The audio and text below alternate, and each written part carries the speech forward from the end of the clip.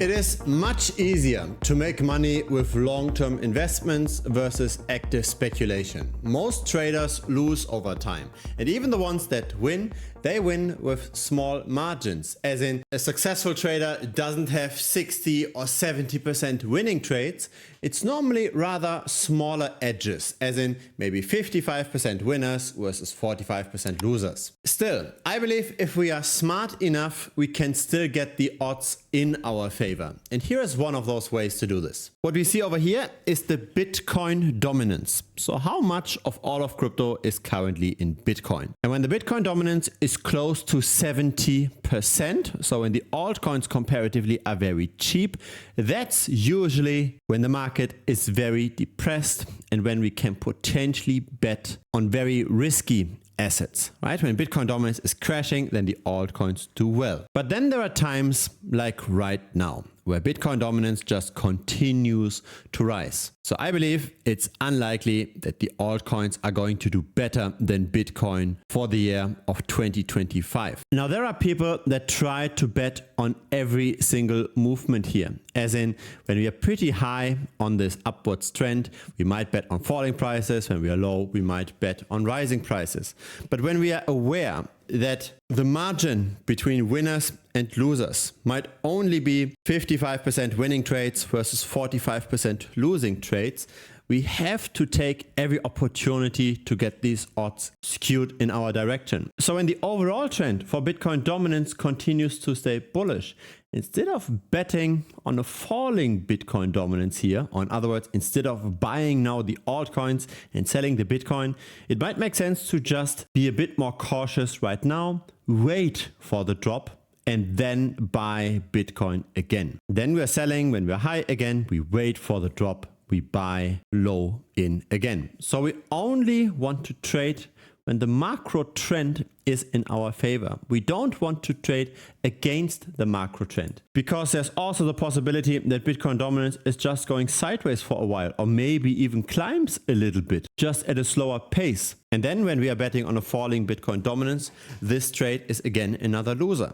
Right? So we want to be in a position that if we don't time things perfectly, we can just wait and then we get bailed out because we got the macro right. So this was for the Bitcoin dominance, but the same is true just for regular prices. So this is Bitcoin with its best moving average, the 120-day SMA. I've talked about this several times on this channel. Feel free to check out prior videos. But there are different approaches during bear markets and bull markets. And yes, in a bull market, it does make sense to buy the dip.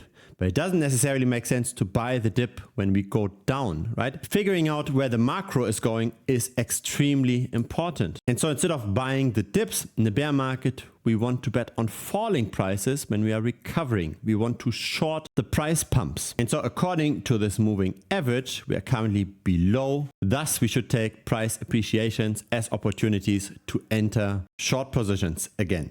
Now, this is easier said than done, right? We can't know for sure where the price will be 1 year from now, but there are some good long-term indicators that worked well in the past and that are likely going to work in the future as well. And again, if we've got a higher likelihood of something happening in the future, that's probably what we should use. If we are right more often than we are wrong, we have an approach to beat just buying and holding. And so, for example, we've got the realized HODL ratio. So this measures the trading activity of the long-term holders, the people that trade Bitcoin and hold it between 1 and 2 years, versus the ones that trade it very, very actively and hold it only between 1 and 2 weeks. So when this is high, we see a lot of short-term trading activity. When this is low, we only see long-term investing. And of course, we want to buy when the short-term activity is out of the market, when the tourists are gone, when nobody is looking at Bitcoin anymore. And so this gives us an idea of where we might currently be in the macro scale. We have been comparatively high and we are trending down again. If I have a look at this, a very similar metric. This is the market value to realized value Z-score. So how much is the market currently in profit relative to the volatility? When this is in the red, we definitely want to sell. When this is in the green, we want to buy. And momentum is currently bearish. Or here we've got the CBBI on cbbi.info. This is a combined metric of realized and unrealized profit and losses, of the realized hodl ratio, the PUL multiple, the MVRVZ score that we just looked at, etc. There are several metrics in here. And again, if we just combine those metrics in a single composite metric, we get very nice tops and bottoms that aligned beautifully with the bottom of the bear market and the top of a bull market. It's not perfect, but it's pretty useful. And again, we tend to be high and on the way to further decline. It's really not rocket science. It's trying to figure out where is currently the macro picture headed, and then based on that, we only open positions in that direction. If we are in a bull market, we want to find very risky altcoins that can make 10x returns, that are maybe bought by other influencers. But if we are in a bear market, we want to bet on falling altcoins. Most altcoins underperform Bitcoin most of the time. We currently tend to see outflows from the Bitcoin ETF, right? Most people think that the Bitcoin ETF is a constant stream of demand, and we won't see any bear markets anymore because now Wall Street buys Bitcoin left and right.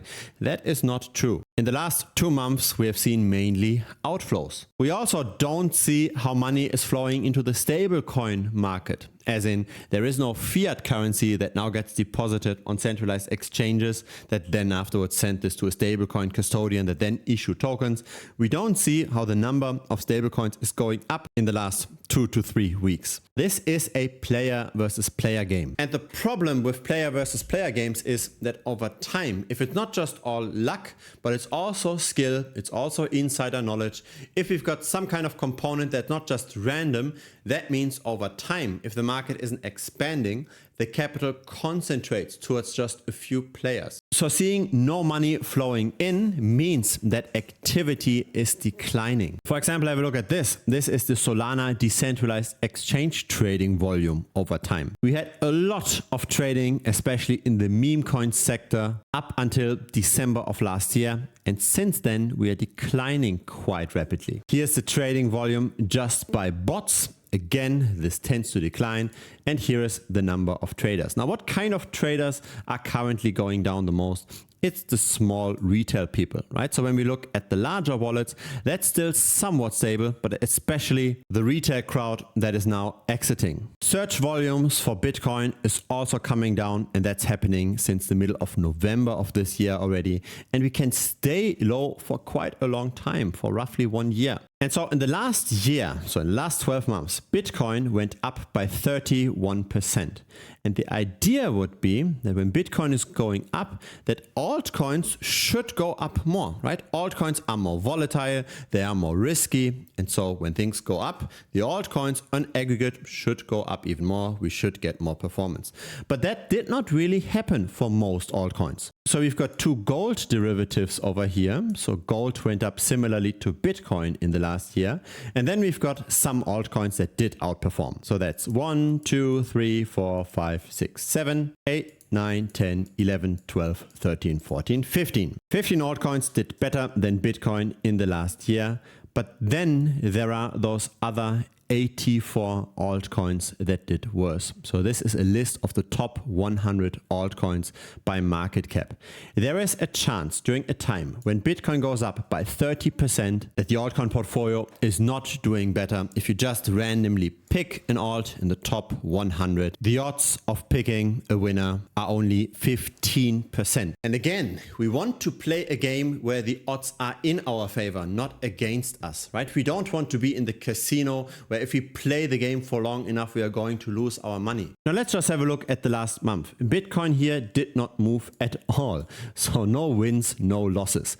How many altcoins actually went better than Bitcoin and how many went worse? The idea would be that since the market should be somewhat balanced, that maybe 50% did better, 50% did worse. But let's count. So we've got 1, 2, 3, 4, 5, 6, 7, 8, 9, 10, 11, 12, 13, 14, 15, 16, 17, 18, 19, 20, 21, 22, 23, 24, 25, 26. So again, 1/4 of the altcoins did better than Bitcoin. 3/4 of the altcoins did worse than Bitcoin during a time where Bitcoin neither gained nor lost.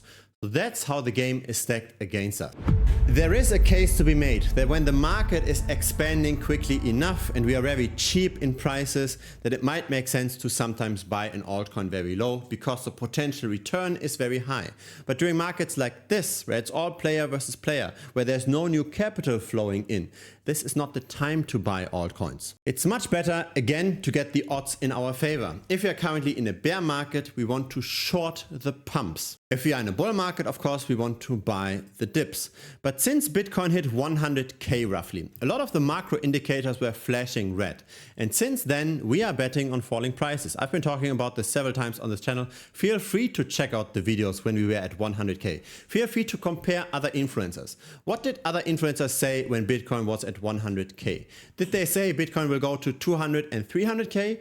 Or were they skeptical? Now, I think that bear markets are actually easier than bull markets. So here are a few trades that have been made by our community. So those are shared by different members. And yes, those are all short positions. So those are all shorting altcoin gains. And again, when most altcoins go down versus Bitcoin most of the time, then this is the right approach. When the macro picture changes, then of course the strategy should change as well. But most people don't really have any adaptation to bear markets. Most people just exit the market altogether and give up. But I think that's wrong. It's much easier to just continue growing with small position sizes, but over time consistently with a little bit of leverage. And then if the portfolio management is right, if the risk management is right, then we can deploy more capital at the very end of the bear market than we have right now. That's the idea, right? We don't want to run out of capital and not be able to buy the dip at the end of the bear market. We want to have even more. Now, most people are concerned playing this game because shorting has a bad reputation. It's even in the name, right? You just hold the position for a short period because long-term things are going up. But that's not true for the altcoin market. The altcoins that are relevant today, most of them will not be relevant a few years from now.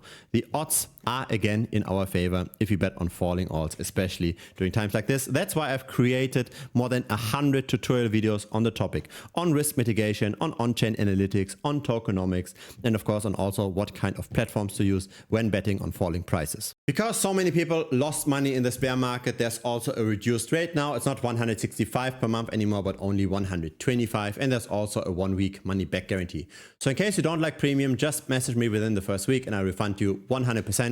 There's zero risk for you. If it's your first time here, feel free to subscribe. I publish here regularly. A like would be very much appreciated as well. It helps the channel grow. See you next time on YouTube or see you in premium. Cheers.